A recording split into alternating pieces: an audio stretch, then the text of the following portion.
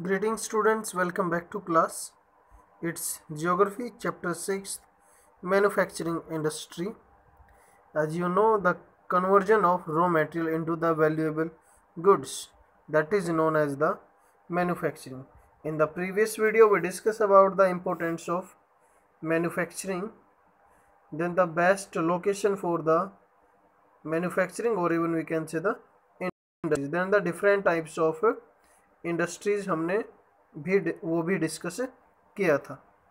Students, today we will discuss about the agro based industries.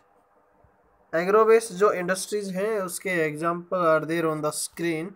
And the cotton, jute, silk, woollen textile, sugar and the edible oils are the industries on the based on agricultural raw material. Textile industries. Textile industry occupies unique position in the Indian economy and because it contributes significantly to industrial production. तो बहुत ज़्यादा importance इसकी है.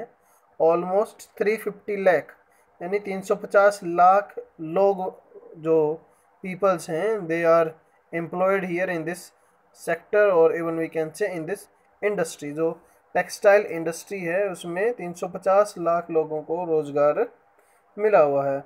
And there is a contribution in the GDP 24.6%. तो इतना ये GDP को contribution भी करती है. Next is that is textile industry. In ancient India, cotton textile were produced with hand spinning and handloom weaving techniques. After the 18th century, power looms come to use and a traditional industry suffered a setback during the colonial period.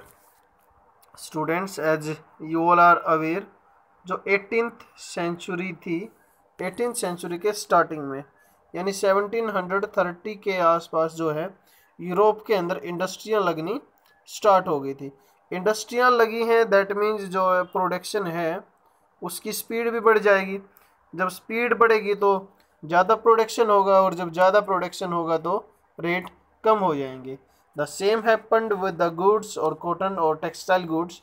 अब जो Britain से goods आता था India के अंदर वो काफ़ी सस्ते रेटों पर आता था और कम रेट यानी चीपर होने की वजह से उसकी डिमांड इंडिया में ज़्यादा बढ़ गई और जो होम मेड या इंडिया में जो तैयार किया जाता था उसकी कॉस्ट ज़्यादा थी क्योंकि प्रोडक्शन कम था तो इसीलिए उसकी डिमांड डिक्रीज हो गई, कम हो गई. First successful textile mill was establish in Mumbai 1853. तो 1853 में पहली सक्सेसफुल, यहाँ ये चीज़ हमें देखनी है ध्यान से, ये फर्स्ट सक्सेसफुल इसने दे रखा है. इससे पहले कोलकाता में पहली टेक्सटाइल इंडस्ट्री लग चुकी है जो 1817 के आसपास जो है लगी थी. वो ज़्यादा सक्सेसफुल नहीं रही थी. अब ऐसा हुआ क्यों था, जो वर्ल्ड वॉर भी हुए हैं उस समय यूरोप के अंदर जो मेनली वॉर चल रहे थे उनकी वजह से जो है इसकी डिमांड ज़्यादा बढ़ गई थी. जो इंडियन कॉटन है या टेक्सटाइल है उसकी डिमांड ज़्यादा बढ़ गई थी.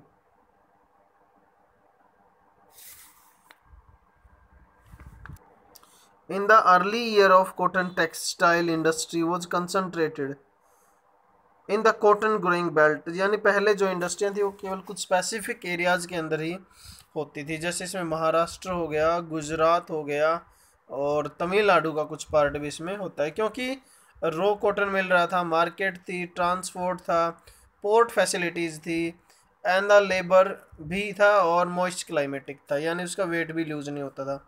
इस वजह से वहाँ जो है इंडस्ट्रियाँ लगाई जाती थी ज़्यादातर. And this industry had a close link with agriculture and provides living to the farmers and cotton boll pluckers and the workers engaged in ginning, spinning, weaving. अलग तरह की बहुत सारी एक्टिविटीज इसके अंदर होती हैं तो बहुत सारे लोग इसमें काम मिलता है, एम्प्लॉयमेंट मिलती है. जैसे डाइनिंग हो गया, डिजाइनिंग हो गया, पैकिंग हो गया, टेलरिंग हो गया, ये सारी की सारी चीज़ें इसके अंदर मेनली होती हैं.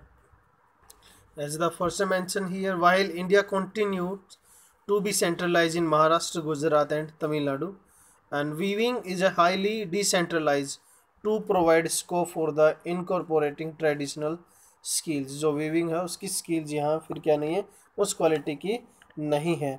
Designs of weaving in cotton, silk, zari, embroideries etcetera. India has world class production in spinning. जो स्पिनिंग है उसमें तो वर्ल्ड क्लास का प्रोडक्शन है, यानी काफ़ी अच्छे तरीके से उसकी स्पिनिंग की जाती है। बट प्रॉब्लम कहाँ है? But weaving supplies low quality of fabric as it can't use much of the high quality yarn produce in the country. जो वीविंग है वो उतनी अच्छी क्वालिटी की नहीं है।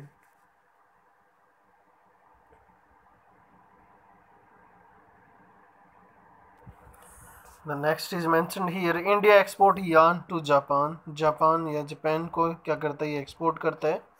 And rather importer of cotton goods from India are USA, UK, Russia, France, East European countries, Nepal, Singapore and Sri Lanka and African countries also. We have a large share of the world trade of cotton yarn. Our spinning mills are competitive at the global level, यानी international level के ऊपर उसकी demand है। And capable of using all the fibres we produce. The weaving, knitting, processing units can't use much as the high quality yarn that is produced in the countries. तो high quality yarns को जो है mainly use नहीं किया जाता जो हमारी country में प्रोड्यूस किया जाता है। एज द मैंशनड हियर, जो most of the small units हैं they are catered to the local market. This mismatch is the major drawback for the industry. नहीं, अलग अलग यूनिट्स में वो बिखरा हुआ एक यूनिटी में नहीं। As a result many of our spinners export cotton yarn while apparel and garments manufacturer have to import the fabrics. तो इस वजह से ज़्यादातर को इनको जो है अपना फैब्रिक है वो क्या करना पड़ता है, इंपोर्ट करना पड़ता है। और किस तरीके से यहाँ अर्निंग होती है, the example is given there. Suppose the yarn is sold at 85 rupees per kg and if it is sold as a trouser तो वो 800 के आसपास चला जाएगा। Value is added at every stage from the fibre to yarn to fabric to the garments. तो ये उनके बीच का जो है बेनिफिट्स यहाँ देखने को मिलेगा। Students, it was all over about for today's video. Thank you. Have a nice day.